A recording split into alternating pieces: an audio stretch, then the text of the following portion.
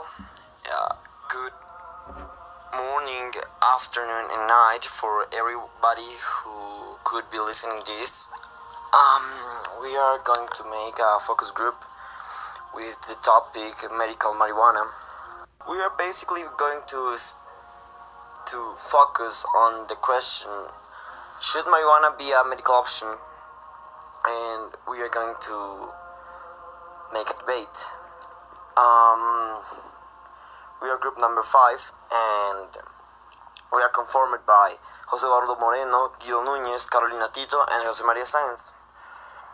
We are going to establish our positions. First, Guido and Carolina are going to be against this, and so Jose Eduardo and me, Jose Maria Sáenz, we are going to be in favor of this, but just to legalize marijuana for medical purposes. So let's begin. When we talk about marijuana to cure symptoms of sickness like cancer, for example,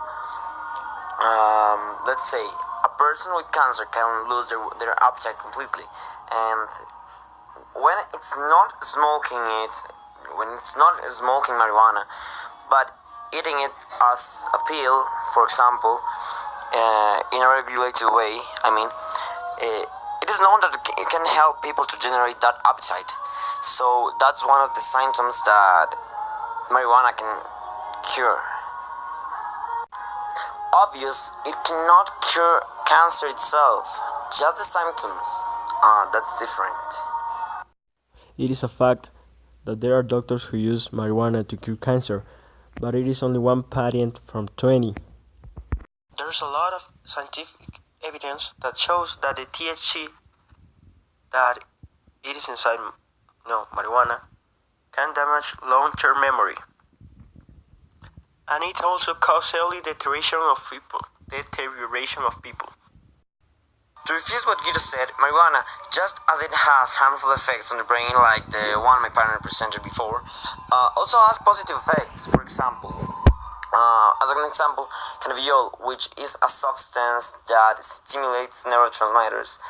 To be exact, 2-HG neurotransmitter, which is responsible for the appetite, immune system, and pain regulation.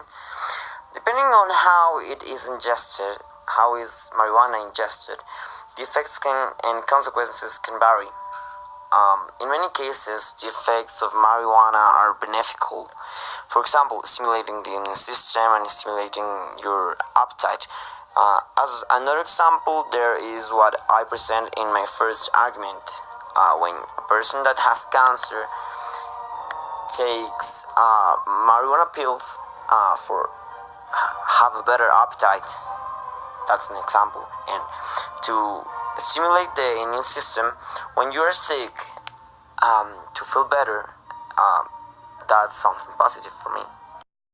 For years, marijuana has been successfully used to help people with serious health issues, in particular with these persons who have cancer, like Jose Maria said. Besides legalizing marijuana, would allow sick patients to have to go through 1,000 obstacles and be able to obtain it for sanitary reasons. It has been proven that marijuana has health benefits and not only cancer patients. So this can help in a lot of health issues. According to the neurologist Saul Garza, natural marijuana affects to the frontal part of the brain, the one that manages emotions, planning, and anticipation, which is why in Mexico it is forbidden by law to use marijuana for both recreational and medicinal use. What we know is that cannabidiol, which is a cannabis oil, helps improve the quality of life of patients with multiple sclerosis, refractory epilepsy, and those who suffer the effects of chemotherapy.